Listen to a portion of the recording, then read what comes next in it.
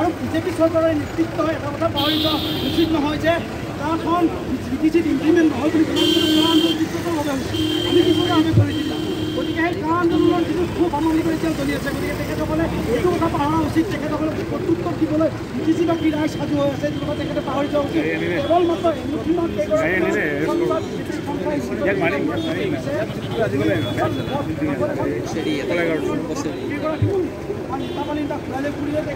ভাবি ল'ব নালাগে বিজেপিৰ খিলঞ্জীয়া জনগণ এতিয়াও জাগ্ৰত হৈ আছে এতিয়াও সচেতন হৈ আছে তেখেতসকলক পুনৰবাৰ চৰকাৰৰ আসনৰ কেতিয়াও নকৰে আৰু প্ৰতিবাদৰ সন্মুখীন কৰিব এনে চেষ্টা সঁচা কথা হিমন্ত বিশ্ব শৰ্মাই নহয় বিজেপি নেতৃত্বাধীন চৰকাৰখনৰ যিকোনো কেন্দ্ৰীয় ৰাজ্যিক ইয়াতে আহিলে আৰু হিমন্ত বিশ্ব শৰ্মা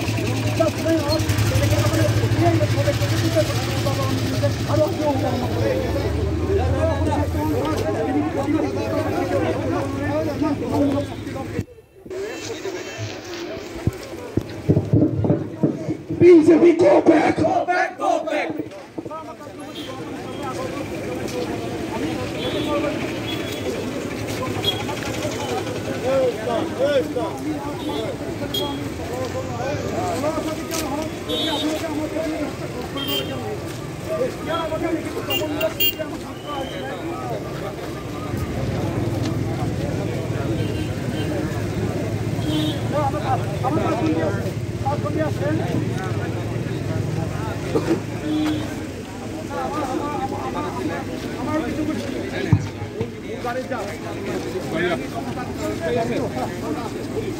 ৰাইজৰ প্ৰতিবাদী কণ্ঠ বন্ধ নকৰিব ছাৰ প্ৰতিবাদী কণ্ঠ বন্ধ কৰিবলৈ আপোনালোকে এইটো কৰিব ছাৰ যিমানে প্ৰতিবাদী কণ্ঠ বন্ধ কৰিব সিমানে কিন্তু আমি উত্তাল প্ৰতিবাদ কৰিম ছাৰ ইয়াতে আমাৰ 4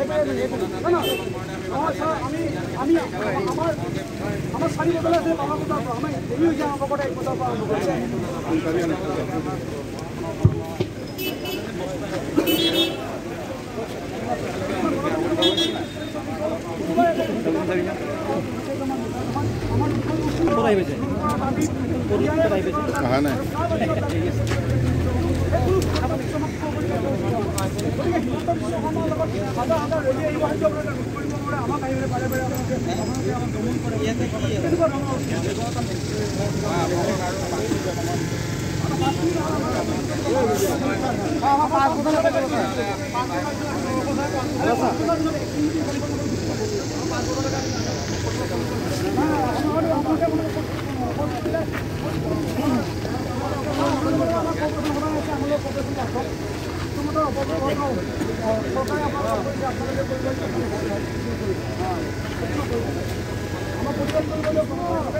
ৰাজ্যৰ দাবী চাওঁ মূল্যবৃদ্ধি জনগণৰ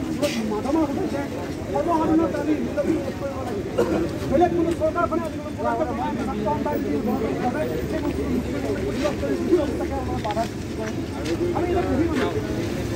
আমি কিয় নহয়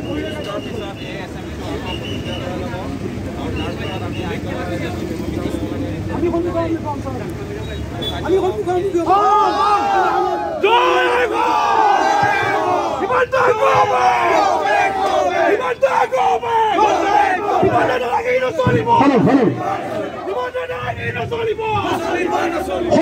গুলি কৰক নহলে কা বাতিল কৰক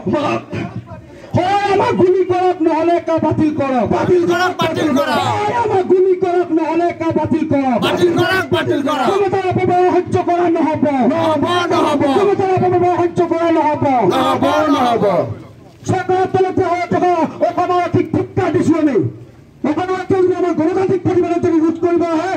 তেতিয়া যি পৰিস্থিতিৰ সন্মুখীন আমি সন্মুখীন হ'ম